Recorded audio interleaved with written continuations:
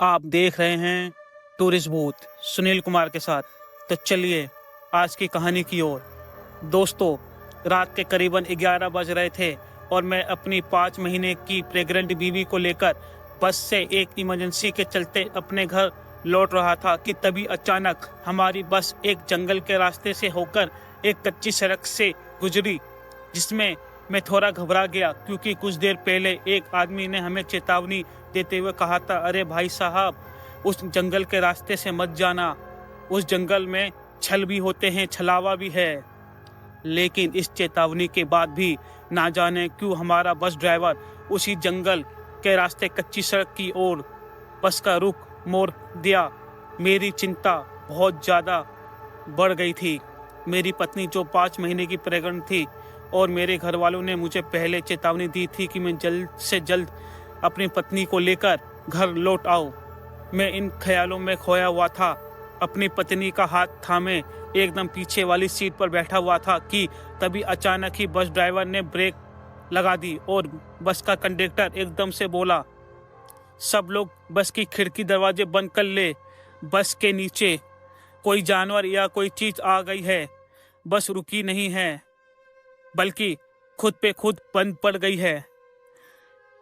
तभी बस कुछ लोग नीचे उतरते ये देखने के लिए कि आखिर क्या बात है, और मैं भी अपनी पत्नी को बस में बैठाकर एकदम नीचे उतरा तो मालूम पड़ा कि बस का एक टायर पंचर हो गया है, जिसे बदलने में अब करीबन 2 घंटे लगने वाले थे कि तभी बस के कंडक्टर ने एकदम से बस में बैठे सभी लोगों को कहा, यहीं थोड़ी दूर पर एक ढाबा है, आप लोग वहां चले जाइए, जैसे हम टायर बदल लेंगे आप लोगों को बुला लेंगे। बस का ड्राइवर की बात सुनकर लगभग हम सब लोग उस ढाबे की ओर जाने लगे। मैंने अपनी पत्नी को भी अपने साथ ले लिया और साथ ही अन्य कुछ लोगों को भी जो हमारे साथ आ रहे थे, और कुछ बुजुर्ग लोग वहीं बस में ठहर गए। अब लोग पैदल चलते हुए रात के अंधेरे में जंगल के बीच से बनी कच्ची सड़क पर काफ़ी आगे तक आ गए, लेकिन हमें वो ढाबा कहीं नहीं दिखा, जिससे परेशान होकर हम लोग घूम फिर कर वापस बस की ओर लौट ही रहे थे कि तभी अचानक हम में से एक लड़का बोल उठा, वो रहा ढाबा। दरअसल वाकई में एक छोटा सा ढाबा उस जंगल के किनारे सड़क से थोड़ी अंदर बना हुआ था, जिसे देखते हम तुरंत ही उस ढाबे की ओर बढ़े और ढाबे पर पहुंचते ही सब लोग कुछ न कुछ खाने पीने लगे और मैं भी अपनी पत्नी को लेकर एक खाट पर बैठा हुआ था कि तभी अचानक ही एक दिल दहला देने वाली दर्दनाक चीख जंगल से आई, जिससे सुनकर मैं एकदम से घबरा गया और चारों तरफ अपनी नज़र घुमाकर देखने लगा।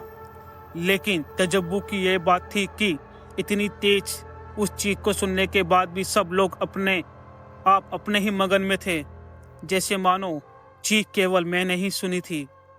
मैं बड़ी अचमंजस में पड़ गया कि आखिर ये क्या चीज़ थी, जिसकी इस बार मैंने अपनी पत्नी से पूछ लिया, लेकिन मेरी पत्नी ने मेरे सवालों पर कुछ नहीं कहा। तो मुझे ऐसा लगा कोई चीख नहीं थी, सिर्फ मुझे लगा कि शायद ये मेरा भ्रम है कि तभी किसी ने मेरे कंधे पर हाथ रखा और धीरे से मेरे कान में कहा, बेटा ये तुम्हारा भ्रम नहीं है। तो दोस्तों, किसकी थी वो चीख और आखिरकार क्या ऐसी जरूरत पड़ेगी कि मुझे अपनी 5 महीने की प्रेग्नेंट बीवी को लेकर अपने गांव बस से ही लौटना पड़ा? तो चलिए जानते हैं। मेरा नाम रवि है और मैं उत्तर प्रदेश के एक छोटे से गांव रायपुर से बिलोंग करता हूँ।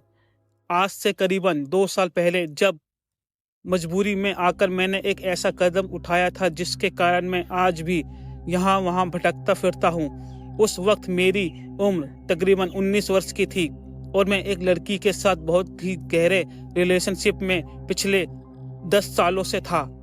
उस वक्त मैं 12वीं कक्षा में था। मेरी जिंदगी ने ऐसी परिस्थिति में करवट ली जब मैं उस स्थिति को झेलने के योग्य भी नहीं था। आपको समझाता हूँ। मेरे परिवार में कुल हम 6 जने थे, माँ बाप, 3 छोटे भाई और बहन।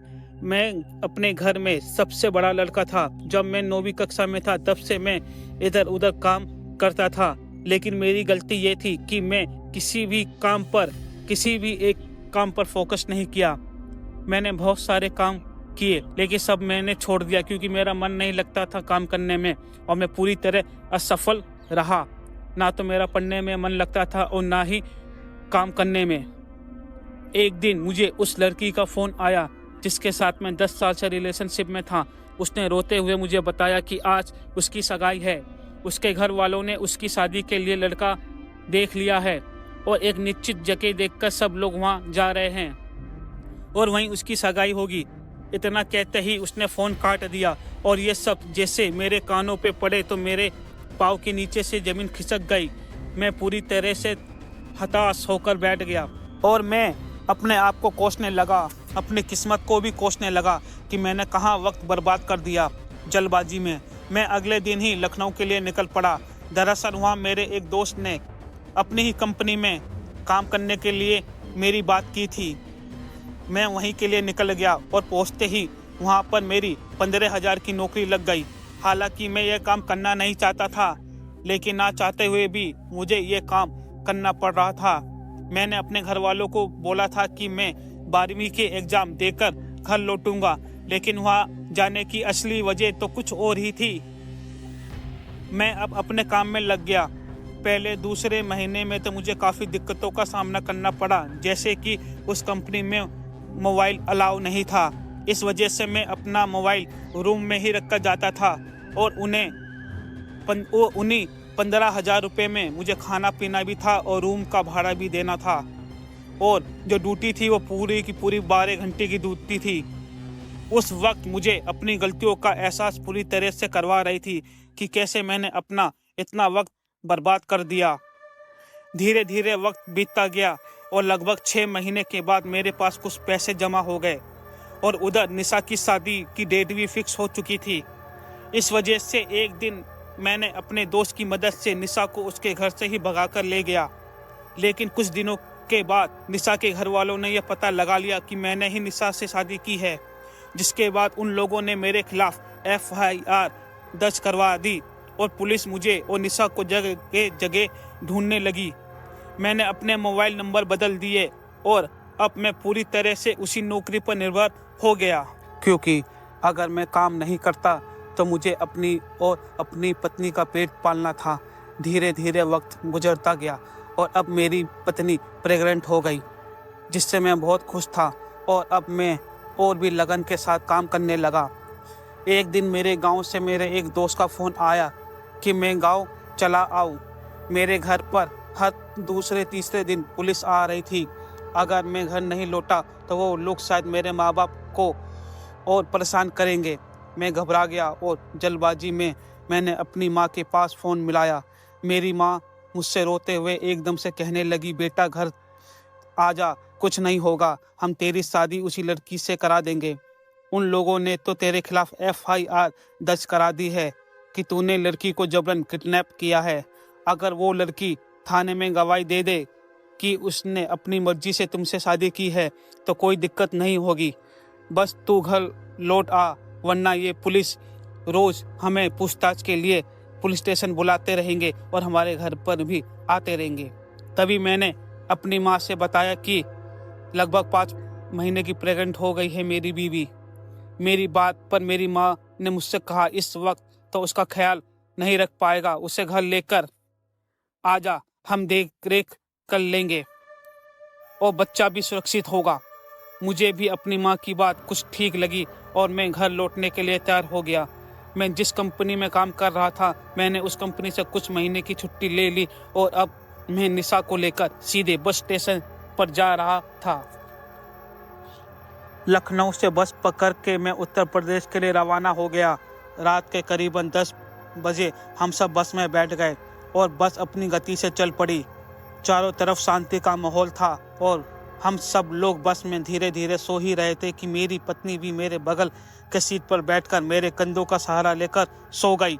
धीरे धीरे हम बस में बैठे हुए हमें 1 घंटा बीत गया कि तभी एक आदमी सामने से बस को रोकने का इशारा करने लगा। बस ड्राइवर ने भी बस रोक दी कि तभी उस आदमी ने कहा, भाई साहब, उस जंगल के रास्ते मत जाइए। उस आदमी को जवाब देते हुए बस कंडक्टर बोला, भाई मेरे पास कोई और विकल्प नहीं है, बस खराब है और अब डीजल भी कम है, हमारे पास इसी रास्ते से जाना पड़ेगा। तभी उस आदमी ने बोला, उस जंगल में छलावा रहते हैं, आगे आपकी मर्जी। दोस्तों, रात के करीबन 11 बजे हमारी बस हाईवे को छोड़कर उसी जंगल के रास्ते से निकली। सड़क जंगल के रास्ते में कच्ची सड़क की ओर बढ़ रही थी, जिससे मैं थोड़ा सा घबरा गया, क्योंकि अभी कुछ देर पहले उस आदमी ने हमें चेतावनी देते हुए उस रास्ते से जाने से मना कर दिया था। मेरी चिंता होने का सबसे बड़ा यही कारण था। मेरी पत्नी जो 5 महीने की प्रेग्नेंट थी और मेरे घर वालों ने मुझे पहली चेतावनी दी थी कि मैं जल्द से जल्द अपनी पत्नी को लेकर घर लौट आऊं। मैं इन्हीं सब ख्यालों में खोया हुआ था, अपनी पत्नी का हाथ थामे पीछे वाली सीट पर बैठा हुआ कि तभी अचानक बस ड्राइवर ने बस का ब्रेक लगा दिया और बस कंडक्टर एकदम बोल उठा, सब लोग बस की खिड़की दरवाजे बंद कर ले, बस के नीचे कोई जानवर या कोई चीज आ गई है। बस रुकी नहीं है बल्कि खुद पे खुद बंद पड़ गई है। कि तभी बस से कुछ लोग नीचे उतर रहे, ये देखने के लिए कि आखिर क्या बात है। और मैं भी अपनी पत्नी को बस में बैठाकर एकदम से नीचे उतरा तो मालूम पड़ा कि बस का एक टायर पंचर हो गया, जिसे बदलने में अब करीबन 2 घंटे का वक्त लगेगा। तभी बस के कंडक्टर ने हमें बोला कि सभी लोग यहीं सो जाइए या फिर थोड़ी दूर के पास एक ढाबा है, आप लोग वहाँ पर चले जाइए और कुछ खा पी लीजिए, जैसे हम टायर बदल लेंगे आपको बुला लेंगे। बस ड्राइवर की बात सुनकर लगभग हम सब लोग उस ढाबे की ओर जाने लगे।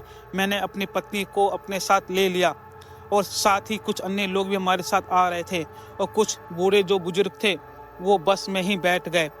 अब हम लोग पैदल चलते हुए रात के अंधेरे में जंगल के बीच से बनी कच्ची सड़क पर काफ़ी आगे तक आ गए, लेकिन हमें वो ढाबा कहीं नजर नहीं आया, जिससे परेशान होकर हम लोग घूमकर वापस बस की ओर लौट ही रहे थे कि तभी अचानक हम में से एक लड़का बोला कि वो रहा ढाबा, चलो चलते हैं।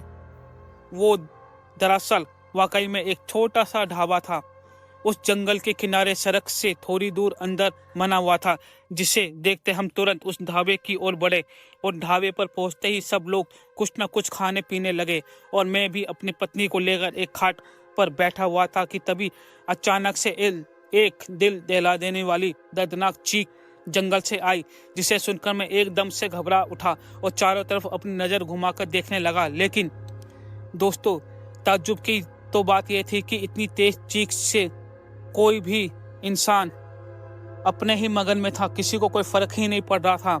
ऐसा लगा कि मानो जैसे ये चीख केवल मैंने ही सुनी है। मैं अब बड़ी अजमंजस में पड़ गया था कि आखिर यह क्या चीख थी। मैंने इसके बारे में अपनी पत्नी से पूछा, लेकिन मेरे सवालों पर मेरी पत्नी ने मुझसे कहा, नहीं तो मुझे कोई चीख सुनाई नहीं दी, तुम्हें शायद भ्रम होगा। मुझे भी लगा कि शायद ये मेरा भ्रम है कि तभी किसी ने मेरे कंधे पर हाथ रखा और धीरे से मेरे कानों में कहा, नहीं बेटा, ये तुम्हारा भ्रम नहीं है, ये एक छलावा है। मैं थोड़ा घबरा गया और पीछे मुड़कर देखा तो एक अधेड़ उम्र का आदमी ठीक मेरे पीछे खड़ा था।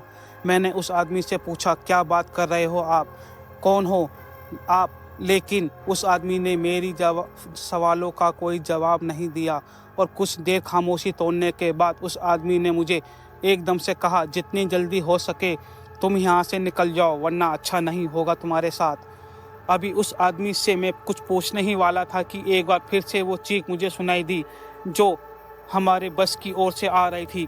उस चीख को सुनते मैं एकदम से अपनी जगह से उठा और जोर जोर से मेरे साथ बैठे लोगों से कहने लगा कि हमें बस की ओर निकलना चाहिए, कुछ तो गड़बड़ है। लेकिन इस बार शायद वो चीख मेरे साथ और भी लोगों ने सुनी थी। इस वजह से हम सब बस के पास पहुंचे तो सामने का वो भयानक दृश्य देखकर मेरी तो आगे फटी की फटी रह गई। दरअसल हमने देखा कि बस का ड्राइवर अपनी जगह पर बेहोश पड़ा था और बस के पास काफ़ी खून जमा हुआ था। और जब हमने टॉर्च जलाकर ध्यान से देखा तो बस के पास से किसी को जंगल की ओर घसीटने जाने का निशान बना हुआ था, जिसे देखते ही हम ये समझने में देरी नहीं लगी कि जरूर ही किसी जानवर ने उस बस कंडक्टर को घसीटते हुए जंगल ले गया। मैंने बस के ड्राइवर के ऊपर पानी की छींटें मारी, जिससे वो होश में आ गया और सारी यात्री में अफरा तफरी मची हुई थी। खुशकिस्मत की बात तो ये थी कि उस बस कंडक्टर ने बस का टायर बदल दिया था। होश में आते ही बस का ड्राइवर रोने लगा तो उसे देखकर ये साफ मालूम चल रहा था कि उसने ज़रूर कुछ ऐसा देख लिया था जिस पर यकीन कर पाना शायद नामुमकिन है। फिर भी बस के ड्राइवर ने हिम्मत करके सभी यात्री को चेतावनी देते हुए कहा, सब लोग अपनी अपनी सीट पर बैठ जाइए। और ड्राइवर के इतने कहते ही हम सब अपनी अपनी सीट पर बैठ गए। हमारे बैठते ही उस बस ड्राइवर ने बस को स्टार्ट किया और उसी जंगल के कच्चे रास्ते से बस भागना शुरू कर दी। तभी अचानक ऐसा ही लगा कि कोई बहुत ही भारी चीज़ बस से टकरा गई है, जिसने पूरे बस को झंझोर कर रख दिया। मैंने बस की खिड़की की से बाहर की ओर जैसे नज़र घुमाई तो मेरे सामने जो भयानक दृश्य मैंने देखा था, उसे देखकर मेरे रोंगटे खड़े हो गए। दरअसल मैंने देखा कि करीबन 10 फीट का एक बेहद काला साया, जो कि शायद किसी भेड़ के रूप में था। उसकी आंखें लाल थी, काला रंग था और बहुत डरावना लग रहा था। इसके बाद मैं इतना घबरा गया कि मैंने अपनी और अपनी पत्नी की आंखें बंद कर ली। बस अपनी पूरी रफ्तार से चल रही थी कि तभी अचानक एक औरत की चीख निकल गई। शायद इस औरत ने भी उस शैतान को देख लिया। बस में पूरा डर का माहौल बना हुआ था। किसी के अंदर अब जरा सी हिम्मत नहीं बची थी कि तभी मुझे उस आदमी की कही बात याद आ गई, जो कि इस रोड पे हमें मिला था। वो कह रहा था कि ये पूरा कच्चा रोड जो है, जो जंगल है, ये छलावों से भरा हुआ है। मैंने इसके किस्से कहानियाँ अपनी दादी से बहुत बार सुनी थी। लोगों को आश्वासन देते हुए मैंने कहने लगा कि जो भी आप देख रहे हैं, ऐसा हकीकत में कुछ नहीं है, ये सब एक छलावा है, क्योंकि वो हमें डराकर हमारे बस का एक्सीडेंट करवाना चाहता है और हमें मारना चाहता है, अपने हाथ और अपने साथ लेकर जाना चाहता है। लेकिन डर लोगों पर इतना हावी हो चुका था कि कोई मेरी बात सुनने को तैयार नहीं था। तभी अचानक मेरी नज़र सामने की ओर कुछ दूर पर मने शमशान घाट पर मने भगवान शिव के मंदिर पर पड़ी, जिसे देखकर मैं चीखते हुए कहने लगा, ड्राइवर साहब, बस को मंदिर की ओर मोड़ लो। मेरा इतना कहते ही बस ड्राइवर ने बस को मंदिर की ओर घुमा लिया, लेकिन बस की रफ्तार इतनी तेज होने के कारण हमारी बस पलट गई और घसीटते हुए उस मंदिर तक आ पहुंची। बस के एकदम से पलटने के कारण मेरे सिर पर गहरी चोट का दर्द महसूस हुआ और देखते ही देखते मेरी आंखों के सामने अंधेरा छा गया। अगली सुबह जब मेरी आंख खुली तो मैंने देखा कि बहुत से लोग बस को घेरे हुए खड़े थे और एम्बुलेंस के सायरन की आवाज़ मेरे कानों में गूंज रही थी। और एक बार फिर से दर्द के कारण मेरी आंखों के सामने अंधेरा सा छा गया। और जब मेरी आंखें खुली तो मैंने देखा कि मैं हॉस्पिटल में लेटा हूँ और मेरे बगल में मेरी पत्नी थी, जो कि पूरी तरह से रो रही थी। और जब मैंने उसके रोने का कारण पूछा तो मुझे मालूम चला कि हमारा बच्चा अब इस दुनिया में नहीं रहा। दोस्तों, इस घटना ने मेरी पूरी ज़िंदगी बदल के रख दी। हम दोनों बड़ी मुश्किल से अपने घर लौटे और ये सफ़र हमारी ज़िंदगी का एक अहम हिस्सा बनकर रह गया।